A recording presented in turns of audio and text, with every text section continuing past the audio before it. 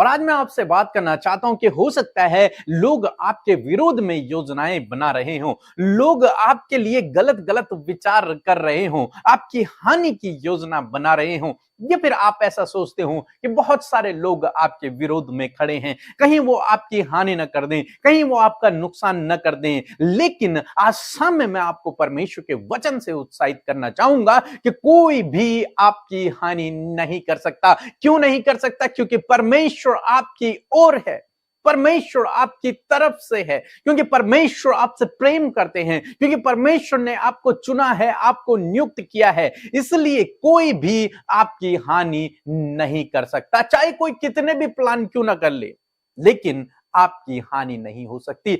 आपकी उसमें हमेशा बढ़ोतरी ही होगी। परमेश्वर आपके लिए उस बात में हमेशा भलाई को ही उत्पन्न करेगा। ऐसा नहीं होगा कि किसी ने आपके लिए हानि की योजना बनाई और आप नीचे गिर गए, आप समाप्त हो गए। नहीं, आप उससे हमेशा आगे ही बढ़ेंगे, क्योंकि बाइबल कहती है कि परमेश्वर हमारे लिए हर एक बात में भलाई को उत्पन्न करता है। तो यदि आपने भरोसा रखा, यदि आपने विश्वास रखा और यदि आप परमेश्वर के पीछे चलते रहे, तो चाहे लोग कितनी भी योजनाएं क्यों ना बना ले, वो आपको फंसा भी दें, लेकिन फिर भी आप उससे आगे ही बढ़ोगे। क्यों? क्योंकि आपके लिए उस बात में भी परमेश्वर भलाई को उत्पन्न कर देगा। एक वचन हम लोग पढ़ेंगे, उत्पत्ति किताब उसका 50 अध्याय और 20 पद, जहां पर कुछ इस प्रकार से लिखा है, यद्यपि तुम लोगों ने मेरे लिए बुराई का विचार किया था, परंतु परमेश्वर ने उसी बात में भलाई का विचार किया, जिससे वह ऐसा करे जैसे आज के दिन प्रकट है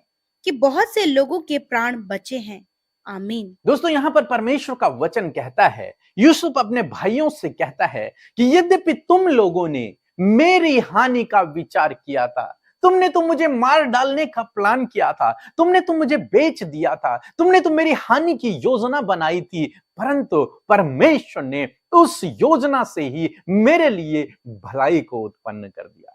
परमेश्वर ने उस विचार को ही मेरे लिए भलाई में परिवर्तित कर दिया। तुम्हारी उस हानि की योजना को परमेश्वर ने मेरे लिए बेहतर कर दिया, उससे मेरे लिए भलाई को उत्पन्न कर दिया। जैसा कि आज तुम लोग देख रहे हो कि मेरे द्वारा बहुतों के प्राण बचाए जा रहे हैं।